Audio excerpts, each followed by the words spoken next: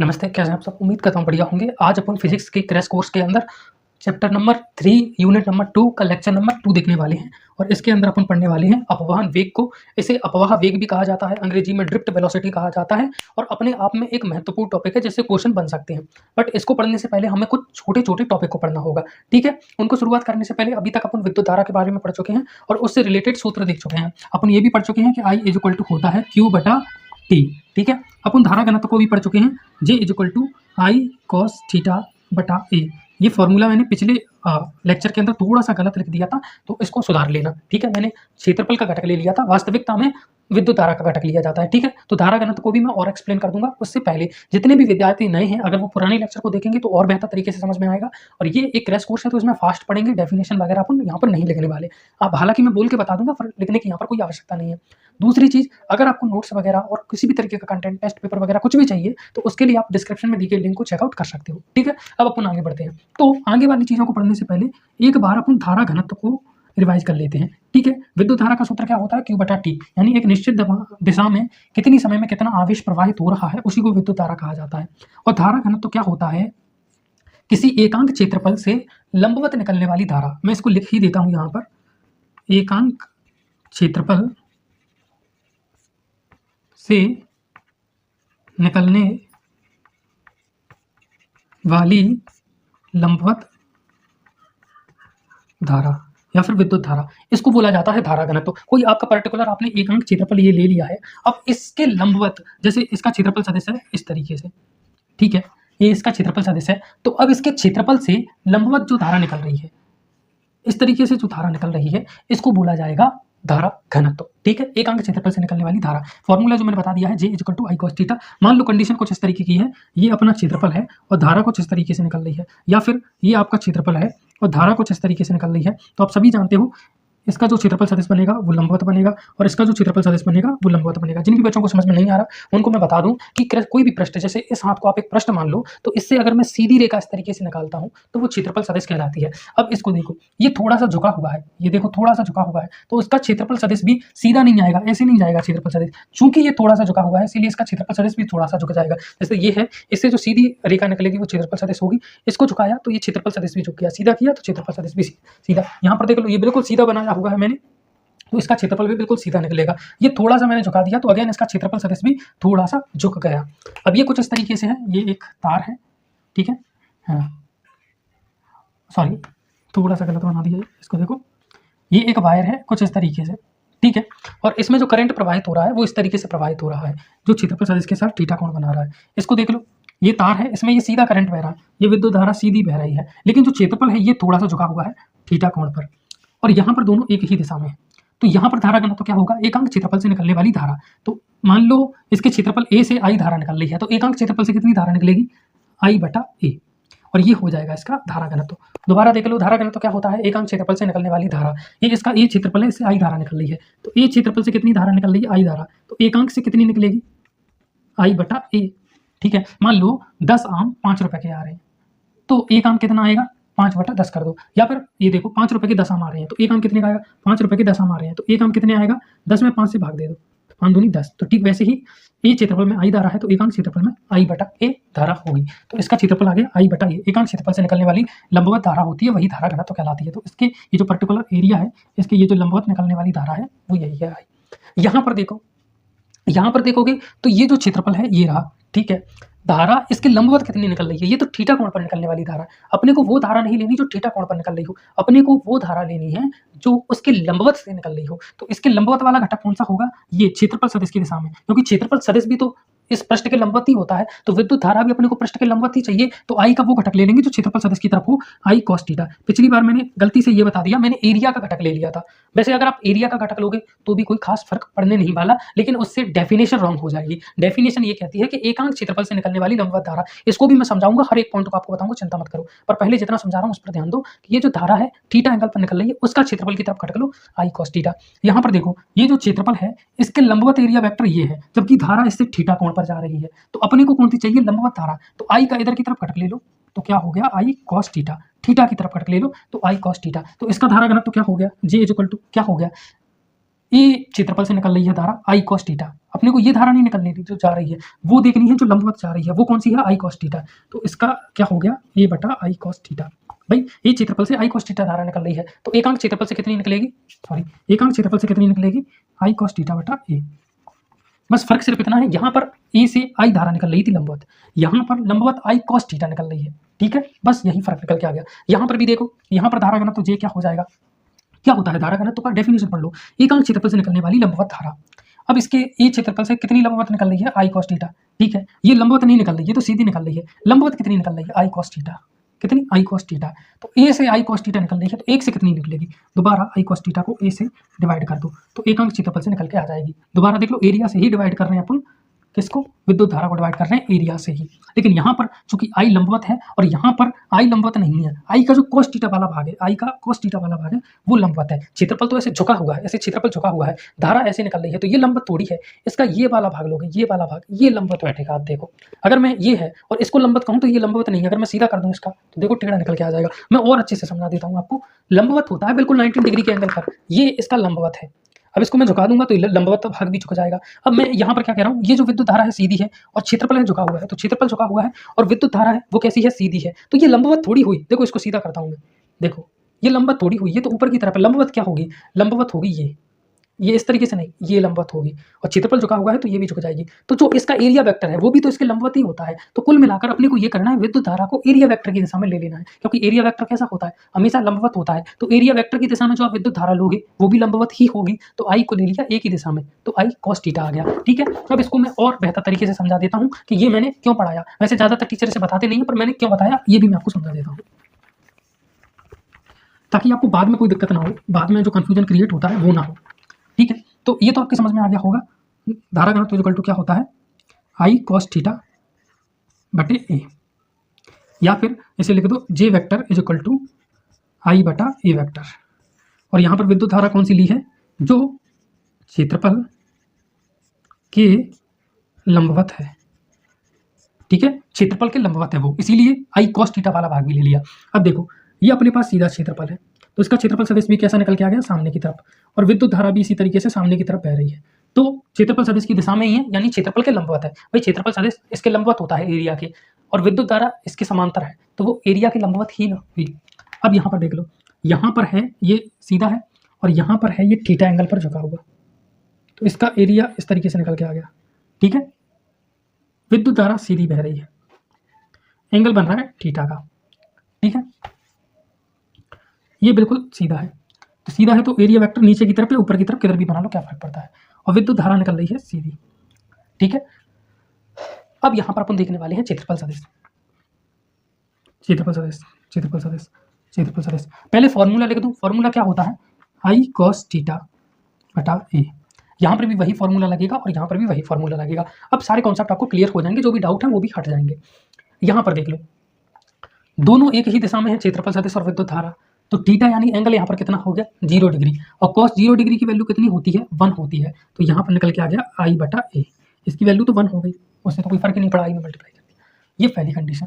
अब दूसरी कंडीशन देख लो, यहाँ पर थीटा कौन बना रही है, तो आई कॉस थीटा बटा ए, यही फॉर्मूला होता है, थीटा एंगल बन रहा है, तो यही आंसर निकल के आ गया अपना। ठीक है, ये दूसरा आंसर निकल के आ गया। यहाँ पर देख लो, यहाँ पर अगर आप देखोगे तो ये 90 डिग्री का एंगल बन रहा है, क्षेत्रफल सदिश बिल्कुल नीचे की तरफ है और विद्युत धारा इधर की ओर है। तो यहाँ पर है आई कॉस कितना है थीटा 90 डिग्री, सॉरी 90 डिग्री, विद्युत धारा सामने की तरफ है, क्षेत्रफल सदिश नीचे की तरफ है, बटे एरिया।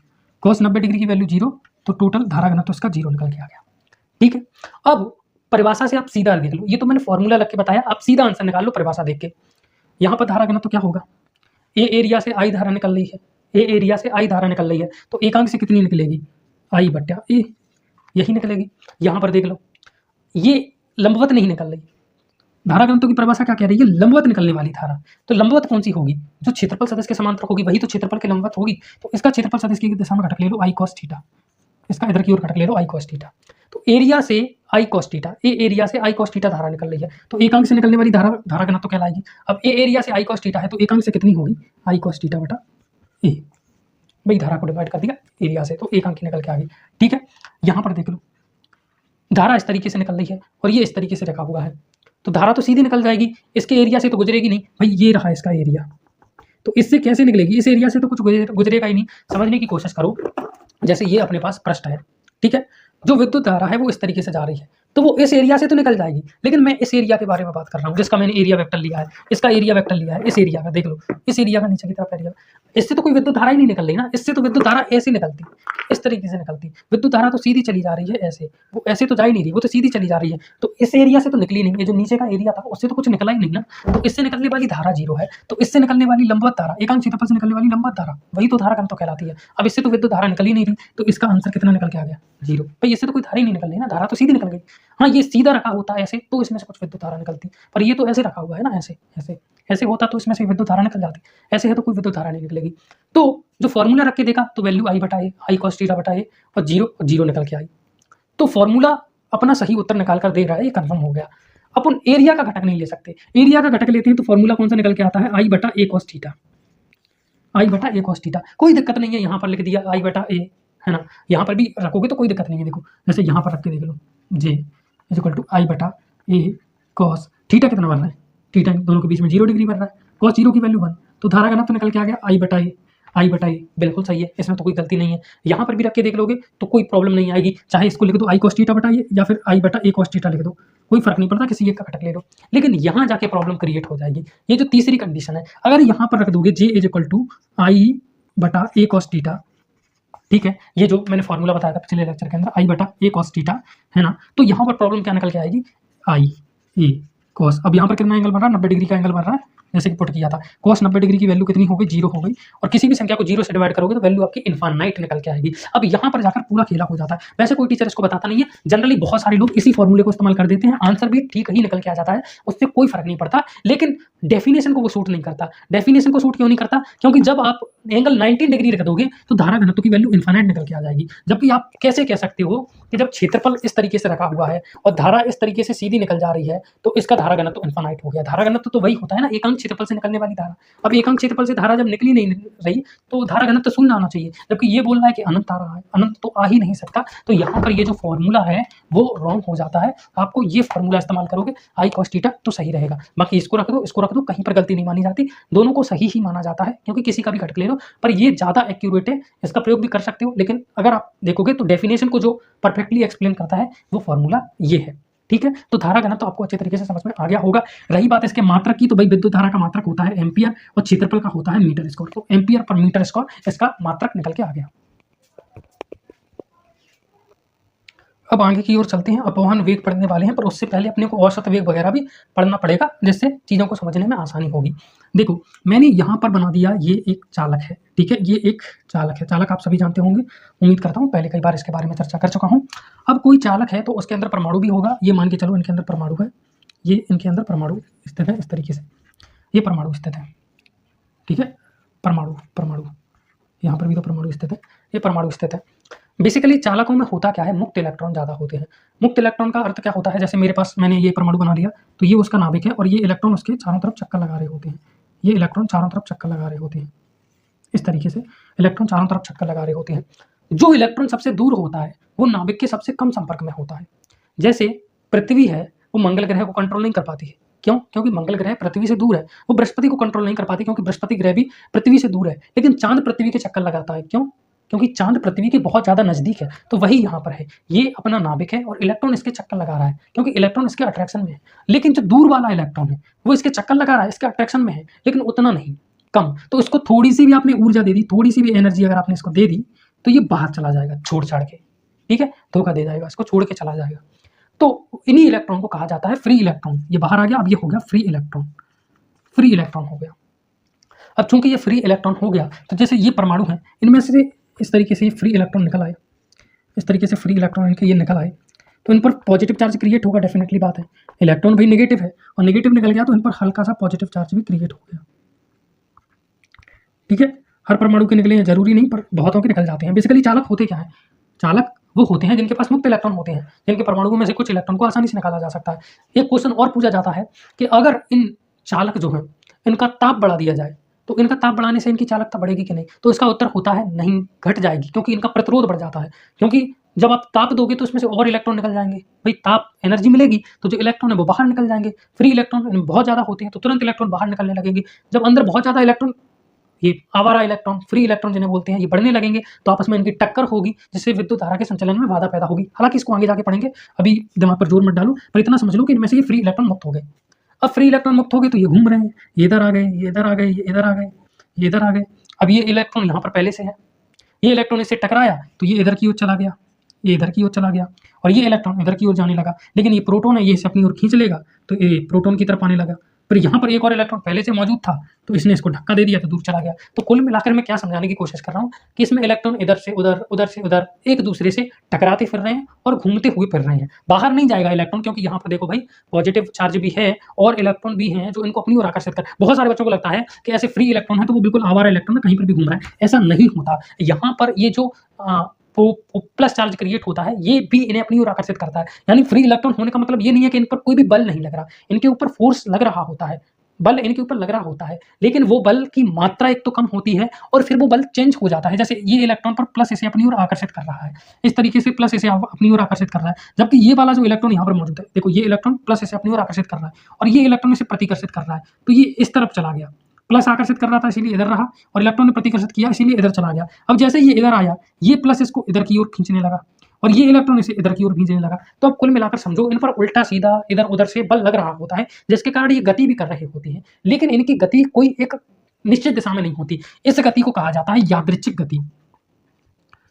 यादृच्छिक गति, गति अंग्रेजी में बोलोगे तो रैंडमली जा रहे हैं, कहीं पर भी रैंडम मोशन हो रही है ना, कोई दिशात्मक गति नहीं है। हालांकि एक सरल रेखा में ये गति कर रहे हैं क्योंकि फोर्स लग रहा है तो सरल रेखा में ही गति करेंगे, ऐसे इधर सीधी रेखा में गति कर रहा है। पर जैसे ही इधर से कोई दूसरा फोर्स लगाया, इधर किसी इलेक्ट्रॉन से टकराया तो ये इधर की ओर फिर सीधी रेखा में गति करने लगा, फिर जैसे ही ये इधर टकराया तो इधर की ओर सीधी रेखा में गति करने लगा, इस तरीके से। तो इनकी ये जो गति है वो कोई दिशात्मक नहीं बल्कि यादृच्छिक गति है, एक रैंडम मोशन है।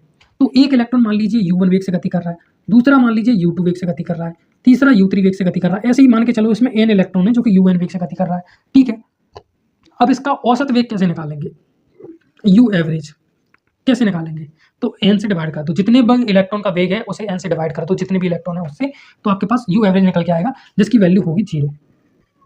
क्योंकि ये इलेक्ट्रॉन कितना भी गति कर ले रहेंगे तो चालक के अंदर ही। जैसे कि आप केमिस्ट्री में पढ़ते हो, ये एक पानी का ग्लास है जिसमें पानी भरा हुआ है। अब पानी के जो अणु हैं, मॉलिक्यूल हैं, वो गति कर रहे होते हैं, उनके अणु ही गति कर रहे होते हैं पानी के, ठीक है। चालक का थोड़ा अलग सिस्टम है, पर समझने की कोशिश करो, पानी के अणु भी गति कर रहे हैं, पर वो चाहकर भी इससे बाहर तो निकल नहीं सकते, इससे बाहर तो निकल नहीं सकते, क्योंकि ये जो चालक की दीवार है, ये जो पात्र है, ये इन अणुओं पर बल लगा देगा, तो ये बाहर तो निकल नहीं पाएंगे क्योंकि यहाँ पर एक दीवार मौजूद है और इनकी गति अंदर ही होती रहेगी। तो एक इलेक्ट्रॉन का वेग u1 हो गया, u1 से गति कर रहा है, दूसरा u2 से गति कर रहा है, तीसरा u3 से गति कर रहा है। लेकिन ओवरऑल चालक को देखा जाए तो अब जैसे ये भी तो एक चालक ही है, इसके अंदर के भी इलेक्ट्रॉन ऐसे गति कर रहे होंगे, अंदर ही अंदर, ठीक है। गति बाहर नहीं निकल पा रही क्योंकि ये प्लस चार्ज और ये भी बहुत ज़्यादा है जो उनको रोक लेता है, ठीक है। वो बात की बात है कि क्यों नहीं जा पाते, क्योंकि ये पॉजिटिव चार्ज भी यहाँ पर मौजूद होता है। मैंने दोबारा कहा कि इलेक्ट्रॉन यादृच्छिक गति कर रहा है, इसका मतलब ये नहीं कि वो बिल्कुल फ्री है, उस पर कोई फोर्स ही नहीं लगा रहा, ये इसे बांधे हुए हैं, पर ये अपनी ओर खींच रहा है, ये अपनी ओर खींच रहा है, इलेक्ट्रॉन उसे अलग धक्का दे रहे हैं, तो इधर उधर गति कर रहा है, लेकिन बाहर नहीं निकल पा रहा क्योंकि वो बंधा हुआ है। ऐसा नहीं है कि फोर्स फ्री है, कोई फोर्स नहीं लग रहा, फोर्स लग रहा है, इसीलिए बाहर नहीं निकल पा रहे। तो इसके अंदर भी इलेक्ट्रॉन गति कर रहे होंगे, लेकिन अब गति कर रहे हैं तो ये मान के चलो ये चालक तब भी वहीं था, अब भी यही है और कल तक भी यही रखा रहेगा अगर मैं इसको ऐसा रखा रहने देता हूँ। तो भले ही इलेक्ट्रॉन गति कर रहे हैं, लेकिन टोटल इनका वेग देखा जाए तो जहां पर ये सब पहले थे अभी भी वहीं पर हैं, तो नेट वेग इनका शून्य हो गया। हो सकता है ये इलेक्ट्रॉन यहाँ से यहाँ पहुंच गया हो, लेकिन क्या फायदा, टोटल इलेक्ट्रॉन एक की जगह पर ये यहाँ पर पहुंच गया तो हो सकता है दूसरा इलेक्ट्रॉन इसी जगह पर आ गया, है ना। ऐसा तो है नहीं कि ये यहाँ पर था तो सारे इलेक्ट्रॉन यहाँ पर पहुंच गए, ऐसा तो है नहीं। सारे इलेक्ट्रॉन घूम फिर के एक दूसरे की जगह भले चेंज हो गई हो, लेकिन उनका टोटल जगह जो है वो चेंज नहीं हुआ। जैसे मैं आपको यहाँ पर पढ़ा रहा हूँ तो यहाँ मैं खूब नच गया, इधर गया उधर गया कहीं पर भी गया, लेकिन अगर कोई दिल्ली वाला आदमी कह रहा है तो वो यही कहेगा मैं अभी भी अपने घर में ही बंद हूँ, क्योंकि घर से तो बाहर नहीं गया ना। तो घर के सापेक्ष देखा जाए तो मेरा वेग शून्य है, हाँ यहाँ के सापेक्ष देखा जाए तो मेरा कुछ वेग है। जैसे इस इलेक्ट्रॉन का वेग u1 हो गया, इस चच्चा का वेग u2 हो गया, ऐसे ही सबका अपना अपना वेग हो गया, लेकिन टोटल अगर देखा जाए तो टोटल इनका जो वेग है वो शून्य है। तो इनका जो प्रारंभिक वेग होता है, यादृच्छिक वेग होता है, वो होता है शून्य होता है। लेकिन इसने गति की तो इसने कुछ रास्ता तो तय किया, इसको कहा जाता है मुक्त पथ, मुक्त पथ, फ्री पाथ, ठीक है, फ्री पाथ कहा जाता है। अब इसमें मान लीजिए एक इलेक्ट्रॉन ने λ1 पाथ तय किया, फिर दूसरे ने λ2 पाथ तय किया, तीसरे ने λ3, ऐसे ही n इलेक्ट्रॉन ने λn पाथ तय किया, टोटल सबका एवरेज निकालना होता है, तो एवरेज निकालने का तरीका है जितनी है उतने से डिवाइड कर दो, n इलेक्ट्रॉन मान के चल रहे हैं तो n से डिवाइड कर दो, तो ये उनका टोटल माध्य मुक्त पथ निकल के आ जाएगा, मीन फ्री पाथ, ठीक है, माध्य मुक्त पथ, ठीक है, लैम्बडा एवरेज जैसे बोल दो, ठीक है। तो सभी electron lambda one lambda to जो भी पाथ तय किया उसका एवरेज निकल के आ गया, जैसे बोला जाता है मीन फ्री पाथ, यानी कि माध्य मुक्त पथ। अच्छा, अब इसने दूरी भी तय की है, किसी स्पीड से भी तय किया है, तो इसे कुछ समय भी लगा होगा यहाँ से यहाँ तक आने में, हालांकि फिर ये इधर चला गया, ऐसे आया इधर चला गया, पर कुछ समय लगा होगा। मान लीजिए T1 समय लगा इस इलेक्ट्रॉन को, दूसरे को मान लीजिए T2 समय लगा, तीसरे को T3 समय लगा, वही पर्टिकुलर दूरी तय करने में ऐसे ऐसे n को Tn समय लगा, वही n से डिवाइड कर दो तो आपके पास एवरेज निकल के आ जाएगा। इसको बोल दिया जाता है टाउ, इसे कहते हैं विश्रांति काल। इन सब की डेफिनेशन वगैरह आपको मिल जाएगी नोट्स में, वहाँ से आप इजीली समझ पाओगे, सारी चीज़ें समझ में आ जाएगी। फिलहाल जो अपना मेन टॉपिक है उस पर ध्यान दो। तो इसे बोल दिया जाता है विश्रांति काल। अब ये रैंडम मोशन है। अब मैं आपको समझाने वाला हूँ अपवन वेग को, क्योंकि उससे पहले जो समझाना था वो मैं समझा चुका हूँ। अब अपवन वेग को मैं आपको समझा सकता हूँ।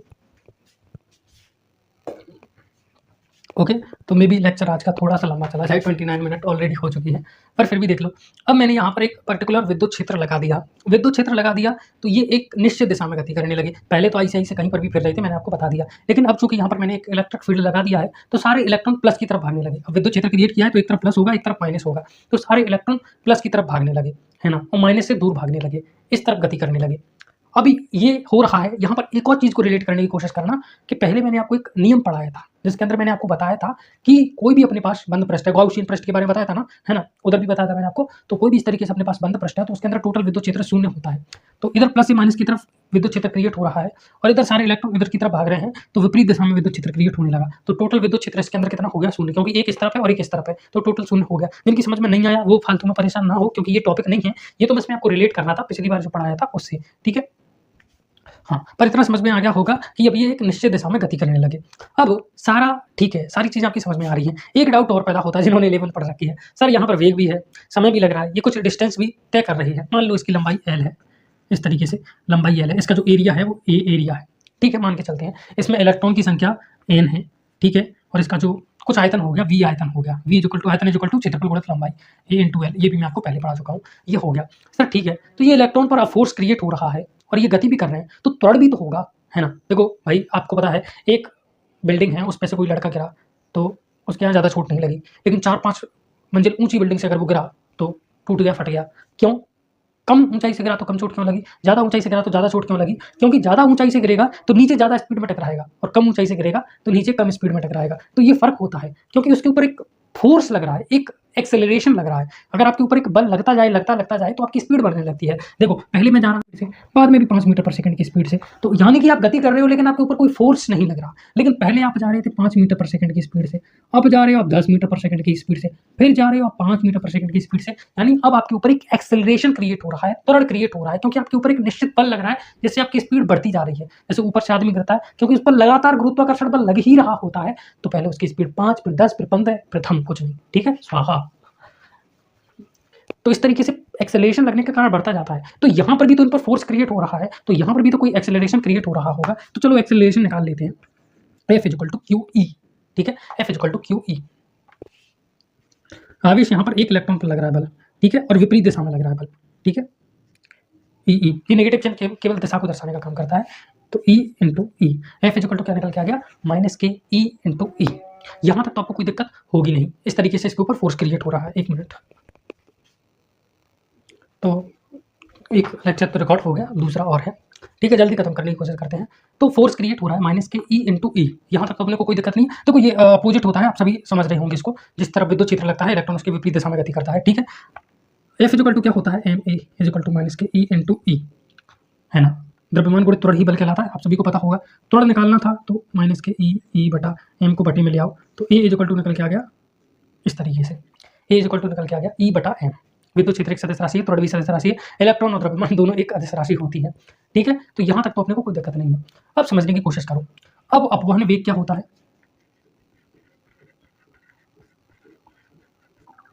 ड्रिफ्ट वेलोसिटी इसी को बोलते हैं।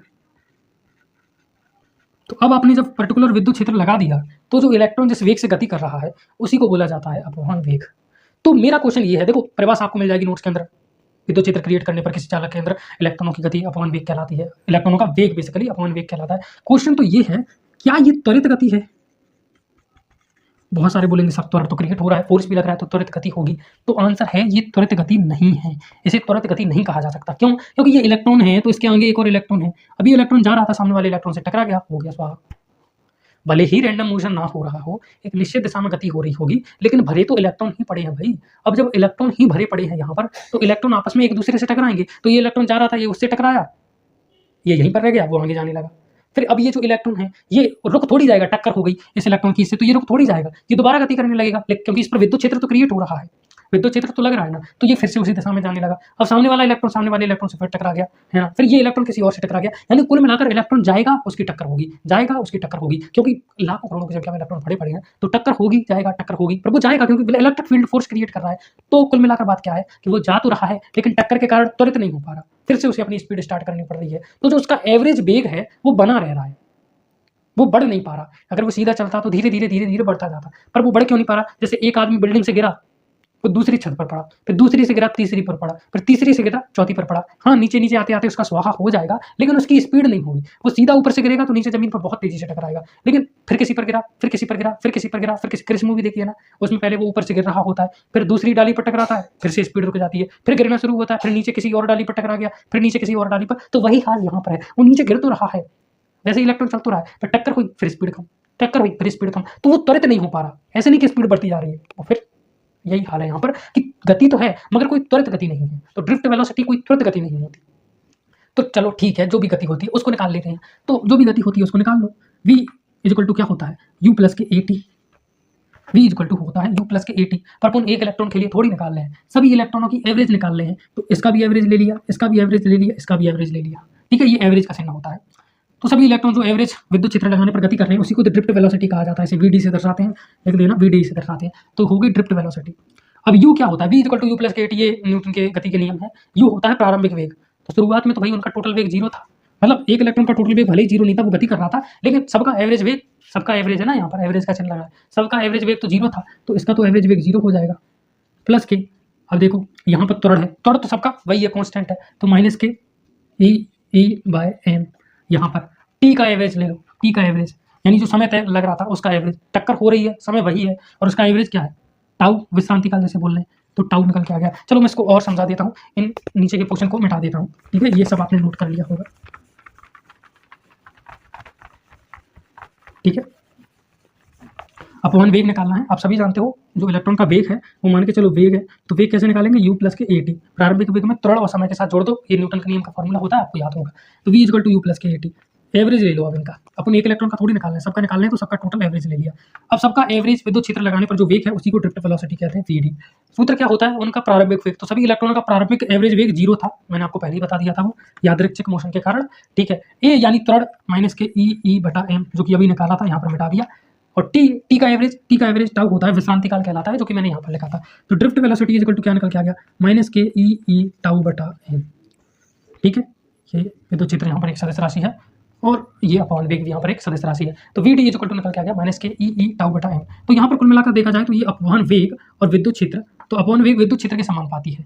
और ये जो अगर आप देखोगे तो इलेक्ट्रॉन की वैल्यू निश्चित होती है 1.6 × 10⁻⁻⁹ कूलम आवेश, मास भी उसका निश्चित होता है 9.1 × 10⁻⁻31 किलोग्राम, ठीक है। और टाउ यानी विश्रांति काल, इसको भी आप निश्चित मान लें, है ना। तो जो विश्रांति काल है उसको भी आप निश्चित मान लें, विश्रांति काल है उसको आप निश्चित मान लें, है ना, वो चेंज नहीं हो रहा, ठीक है, निश्चित है। टक्कर लगने का समय किसी पर्टिकुलर चालक पर ही डिपेंड करता है कि उसमें कितनी इलेक्ट्रॉन कितनी टक्कर होगी, तो उसको निश्चित मान लें। तो फिर जो ई टाउ और एम है, अगर ये निश्चित हो जाएंगे तो इस कंडीशन में अपन ये कह सकते हैं कि ये फिर इसके समानुपाती है विद्युत क्षेत्र की, क्योंकि ये सब तो निश्चित ही हो गए, ई टाउ बटा एम तो निश्चित ही हो गए, और इसको म्यू बोला जाता है, गतिशीलता कहते हैं, गतिशीलता। तो पूछा जा सकता है ई टाउ बटा एम, इसे क्या कहा जाता है, म्यू कहा जाता है, गतिशीलता कहा जाता है। अब आपसे एक क्वेश्चन और पूछा जा सकता है कि भाई अपॉन वेग, अच्छा अपॉन वेग का मात्रा क्या होता है, वेग का मात्रा क्या होता है, मीटर पर सेकंड, तो इसका मात्रा क्या होगा, वही मीटर पर सेकंड। अब पूछेगा कि विद्युत धारा और अपॉन वेग में क्या संबंध है, तो भाई ये रहा अपने पास वही चालक जिसकी लंबाई है एल, है ना, और इसका जो एरिया है वो है ए, ठीक है। इसमें इलेक्ट्रॉन की संख्या एन है, तो इसका आयतन कितना हो गया, मान लो वी आयतन है, वी आयतन में एन इलेक्ट्रॉन है, वी आयतन में कितने इलेक्ट्रॉन है, एन इलेक्ट्रॉन है, वी आयतन में दोबारा देख लो एन इलेक्ट्रॉन है। तो एक मिनट रुको, इसमें टोटल इलेक्ट्रॉनों की संख्या एन है, तो एक अंक में कितने हो जाएंगे, एन बटा वी, ठीक है। एक अंक आयतन में कितने हो जाएंगे, इसको एक अंक लिख देता हूँ, एन बटा बी, और इसको बोल देता हूँ मैं स्मॉल एन से दर्शा देता हूँ, एकक आयतन में इलेक्ट्रॉनों की संख्या एन बटा बी। तो एन इज इक्वल टू हो गया स्मॉल एन इंटू वी, या फिर मैंने इसका ये एकक आयतन ले लिया, क्या ले लिया, एकक आयतन, इसमें इलेक्ट्रॉनों की संख्या है स्मॉल एन, तो एकक आयतन में इलेक्ट्रॉनों की संख्या स्मॉल एन है, तो टोटल इसके वी आयतन में इलेक्ट्रॉनों की संख्या कितनी होगी, तो एन इंटू वी कर दो, एन इंटू वी कर दो, टोटल इलेक्ट्रॉनों की संख्या निकल के आ जाएगी। तो यहाँ तक तो कोई दिक्कत नहीं है, इसके टोटल वी आयतन में एन इलेक्ट्रॉन है, ठीक है, तो एकक आयतन में इलेक्ट्रॉनों की संख्या क्या हो जाएगी, स्मॉल एन, कैसे निकालेंगे, एन को वी से डिवाइड कर दिया, तो capital N is equal to क्या निकल के आ गया, स्मॉल एन इंटू वी, या फिर सीधा कर दो, एकक आयतन में इलेक्ट्रॉनों की संख्या स्मॉल एन मान के चल रहे हैं, इसमें स्मॉल एन है, तो पूरे वी आयतन में कितनी होगी, तो वी आयतन से गुणा कर दो, तो पूरे उसमें इलेक्ट्रॉनों की संख्या निकल के आ गई, कैसे भी कर लो, तो एन इज इक्वल टू हो गया स्मॉल एन इंटू वी, और इसमें जो है आई विद्युत धारा बह रही है, तो आई इज इक्वल टू क्या होता है, क्यू बटा टी, होप आपको दिख रहा होगा, आवेश बटा समय। अब जो है ये ड्रिफ्ट वेलोसिटी से जा रहे हैं, वी डी वेग से ये जा रहे हैं, और ये जो दूरी है एल तय कर रहे हैं, तो समय इज इक्वल टू क्या होता है, वेग बराबर दूरी बटा समय, तो समय बराबर दूरी बटा वेग, भाई वेग बराबर होता है दूरी बटा समय, समय बराबर दूरी बटा वेग, दूरी इन्होंने एल तय की है और वेग है इनका वी डी, तो ये जो समय लग रहा है टी, इसकी जगह पर लिख सकते हो एल बटा वी डी ऊपर आ जाएगा। आवेश क्यू इक्वल टू क्या होता है, आप सभी जानते हो एन इंटू ई, है ना, इलेक्ट्रॉनों की संख्या बटे एक इलेक्ट्रॉन पर आवेश, तो ई तो यहाँ पर हो गया, एन की जगह पर मैं क्या लिख सकता हूँ, small n into B, n की जगह पर नंबर ऑफ इलेक्ट्रॉन बराबर small n into V, small n, V equal to क्या है, वी इक्वल टू क्या है, वी यानी आयतन, आयतन इक्वल टू क्या होता है, क्षेत्रफल गुणित लंबाई, ए इंटू एल, तो वी इक्वल टू आप लिख सकते हो ए इंटू एल, वी की जगह पर ए इंटू एल, तो यहाँ पर है एन, इसकी जगह पर लिख दिया मैंने ए इंटू एल, तो यहाँ पर क्या निकल के आ गया, वी डी ई, एल से एल कट गया ए, और बराबर क्या निकल के आ गया, आई आपका, तो आई इक्वल टू निकल के आ गया V D into e into A, area को इधर ले जाओ तो आई बटा ए हो गया बराबर वी डी इंटू ई हो गया, आई बटा ए को धारा घनत्व बोलोगे तो वी डी यानी ड्रिफ्ट वेलोसिटी इंटू निकल के आ गया ई, ठीक है, ओके। तो उम्मीद करता हूँ यहाँ तक समझ में आ गया होगा, दोबारा देख लो, ये तो कोई दिक्कत ही नहीं है, वी इक्वल टू होता है यू प्लस के ए टी, वी हो गया अपना V average V D, u शुरुआती वेग 0 था, एक्सेलरेशन की वैल्यू पुट कर दी जो कि अभी निकाली थी, तो अपवन वेग निकल के आ गया। अब इसी अपवन वेग और विद्युत धारा में संबंध निकालना था, तो विद्युत धारा इक्वल टू आवेश बटा समय। अब ये एल दूरी है चालक की, मान के चलते हैं जो इलेक्ट्रॉन ने तय की है, एल दूरी तय की है, उसमें टी समय लगा, टी समय अपन ने यहाँ पर लिख भी दिया, समय बराबर दूरी बटा एल, दूरी है एल और जो वेग है अपवन वेग है अपना वी डी, तो टी की जगह पर लिख दिया एल बटा वी डी ऊपर चला गया, ठीक है, टी की जगह पर एल बटा वी डी आ गया, क्यू की जगह पर आता है n e, q equal to n e, आवेश क्वांटीकरण सिद्धांत आपको बहुत पहले से याद होगा, तो q equal to n e, n यानी नंबर ऑफ इलेक्ट्रॉन, अब एकांक आयतन में एन इलेक्ट्रॉन है, तो पूरे वी आयतन में कितने होंगे, एन इंटू वी, तो नंबर ऑफ इलेक्ट्रॉन हो गए एन इंटू वी, तो यहाँ पर है एन इंटू वी, वी क्या है आयतन, आयतन एरिया इंटू लंबाई होता है, तो आयतन की जगह पर एरिया इंटू लंबाई लिख दिया मैंने, ठीक है, एरिया इंटू लंबाई, तो नंबर ऑफ इलेक्ट्रॉन निकल के आ गए एन ए एल, तो क्यू की जगह पर एन ई है और एन की जगह पर मैंने क्या लिख दिया, एन ए एल, तो यहाँ पर लिख दिया, अच्छा एन लिखना भूल गया मैं, तो एन ए एल यहाँ पर अपन ने लिख दिया, ठीक है, एन ए एल यहाँ पर लिख दिया, अब एल से एल कट गया तो वी डी बचा, यहाँ पर ई बचा और ए बचा, एल तो कट ही गया था, अच्छा एन और लिखना भूल गया मैं, इसमें एन और आएगा यार, एन और लिख लेना, ठीक है, तो आई इज इक्वल टू निकल के आ गया n V D e A, I is equal to V D e A into n, और ए को अगर मैं इधर ले जाऊँ आई के बटे में तो J is equal to V D into E N, I बटा ए धारा घनत्व होता है, धारा बटा एरिया, तो ये निकल के आ गया अपना फॉर्मूला। उम्मीद करता हूँ आपको सारी चीज़ें समझ में आ गई होंगी, अच्छे तरीके से मैंने सारी चीज़ों को, सारे कॉन्सेप्ट को समझा दिया है। तो अभी तक अपन ने क्या पढ़ लिया, विद्युत धारा क्या होता है, आवेश बटा समय, जो कि मैंने यहाँ पर बता दिया, और धारा घनत्व क्या होता है, धारा बटा क्षेत्रफल, ठीक है, लेकिन वहाँ पर जो धारा होती है वो लंबवत कट में ली जाती है, इस पॉइंट को याद रखना। और अब अपन ने पढ़ा अपवन वेग, अपवन वेग में भी कुछ मुख्य चीज़ें अपन ने पढ़ ली कि जो टक्करों के मध्य का समय होता है वो एवरेज अगर निकाल लिया जाए तो उसे विश्रांति काल कहते हैं, जो वो दूरी तय करते हैं उस पथ को निकाल लिया जाए तो उसे माध्य मुक्त पथ कहा जाता है, मीन फ्री का कहा जाता है। अपवन वेग का फॉर्मूला क्या होता है वो अपन ने निकाल लिया, और धारा घनत्व और अपवन वेग में संबंध, विद्युत धारा अपवन वेग में संबंध, ये सारी चीज़ें अपन ने निकाल ली। यहाँ पर मोबिलिटी क्या होती है, गतिशीलता, वो भी आपको समझ में आ गया होगा। तो वैसे तो क्रैश कोर्स है, मैं सबको जल्दी जल्दी पढ़ाना चाहता हूँ, पर ये कुछ पॉइंट होते हैं जिनमें बच्चों को बहुत ज़्यादा दिक्कत होती है, इसीलिए इनको थोड़ा सा डिटेल में पढ़ा दिया, बाकी अपन अपने हिसाब से ही चलेंगे, ठीक है। बीच में कुछ प्रॉब्लम होने की वजह से क्लासेस लेट हुई थी और ये क्लासेस थोड़ी लंबी हो गई, बट कोशिश करेंगे क्लासेस कम लंबी हो और ज़्यादा कंटेंट कवर हो। बाकी उम्मीद करता हूँ आपको आज का लेक्चर समझ में आ गया होगा। कोई भी डाउट बचता है या कोई भी प्रॉब्लम होती है तो उसको आप कमेंट सेक्शन में लिख सकते हैं। मैं मिलता हूँ आपसे किसी अगली वीडियो में, तब तक के लिए गुड बाय, जय हिंद एंड